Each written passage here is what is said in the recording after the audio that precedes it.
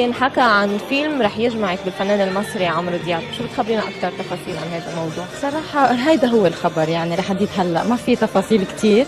في انه الخبر نحن حكينا بالموضوع اكيد، وانا بيسعدني كتير انه نحن يعني نجتمع هيك سوا بفيلم، وخصوصي تحت إدارة هيئة الترفيه اللي شو ما بيعملوا بيكون في نجاح. رح تكوني عم بتمثلي باللهجة المصرية أو اللبنانية؟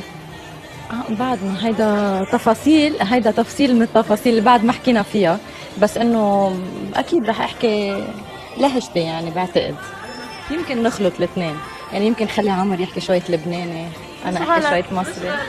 يعني انت فكرة بالمصري من الافكار. عندك كثير اغنيات باللهجه المصريه، والجمهور المصري كثير بحبك، والجمهور اللبناني اكيد بحبك كثير كمان، فهيدا يمكن اوريدي معودة على اللهجه المصريه. لا اكيد معودة بالاغاني وبالحكي حتى، وهيك ما انا بتعامل كثير مع ملحنين وشعراء من مصر، فاكيد بعرف